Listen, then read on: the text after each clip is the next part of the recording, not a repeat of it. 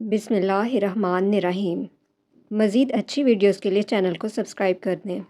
ایک بزرگ فرماتے ہیں کہ میں 1 سال سخت ترین گرمی کے زمانے میں حج کو چلا۔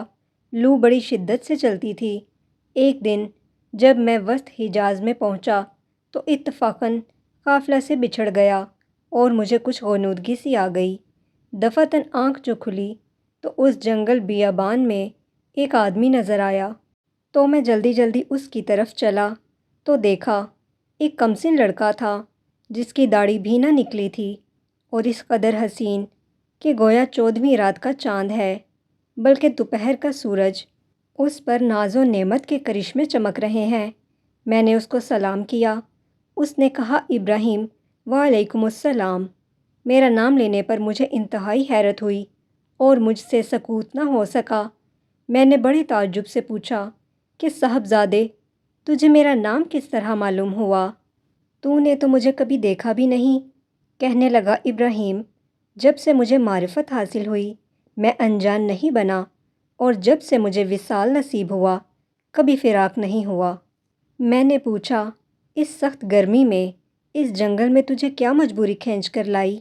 کہنے لگا ابراہیم، اس کے سوا میں نے کبھی کسی سے انس پیدا نہیں کیا اور نہ اس کے سوا کسی کو ساتھی اور رفیق بنایا۔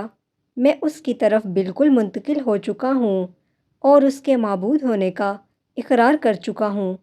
میں نے پوچھا کہ تیرے کھانے پینے کا ذریعہ کیا ہے؟ کہنے لگا، محبوب نے اپنے ذمہ لے رکھا ہے۔ میں نے کہا، خدا کی قسم، مجھے ان عوارض کی وجہ سے جو میں نے ذکر کیے تیری جان کے ہلاک ہونے کا اندیشہ ہے۔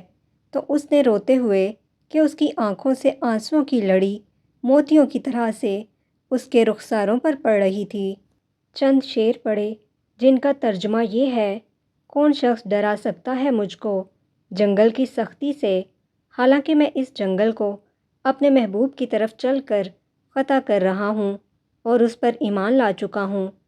اگر مجھے بھوک لگے گی تو اللہ کا ذکر میرا پیٹ بھرے گا، اور اللہ کی حمد کی وجہ سے میں پیاسا نہیں ہو سکتا۔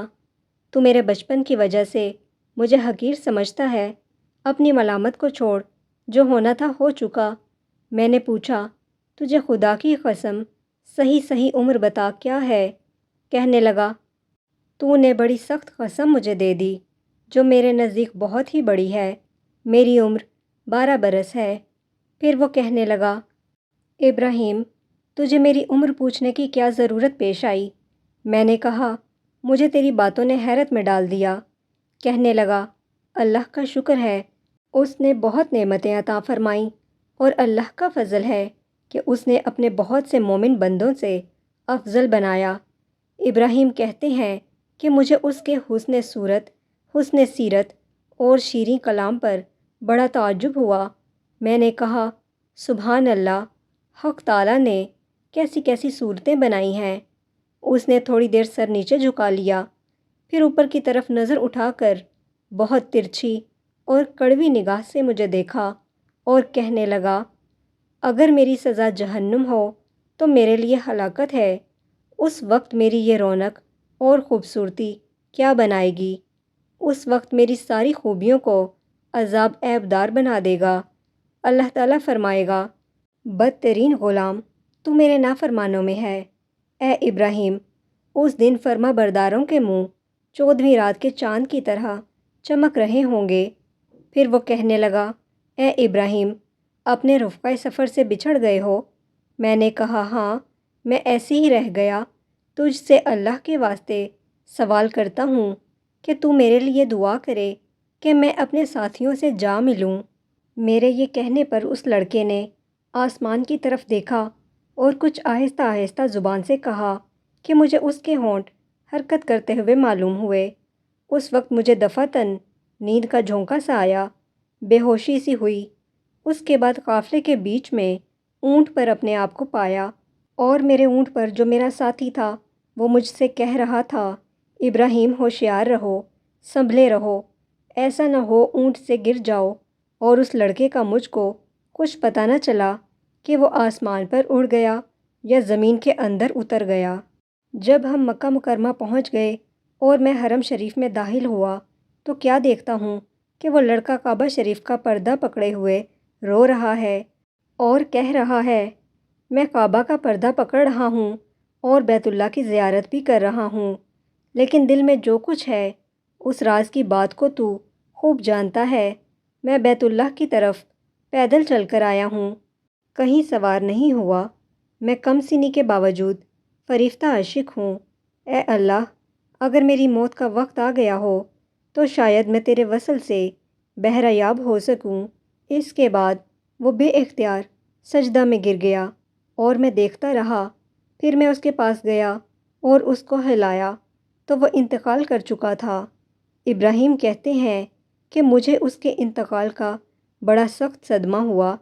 میں وہاں سے اٹھ کر اپنی قیام گاہ پر آیا اور اس کے کفن کے لیے کپڑا لیا اور مدد کے لیے ایک دو آدمی ساتھ لیے اور وہاں پہنچا جہاں اس کو مردہ چھوڑ کر آیا تھا، تو اس کی نعش کا کہیں پتہ نہ چلا۔ وہاں دوسرے حاجیوں سے دریافت کیا مگر کسی کو بھی پتہ نہ تھا کہ کسی نے اس کو دیکھا، تو میں سمجھا کہ اللہ تعالیٰ نے اس کو لوگوں کی آنکھوں سے پوشیدہ فرما رکھا تھا۔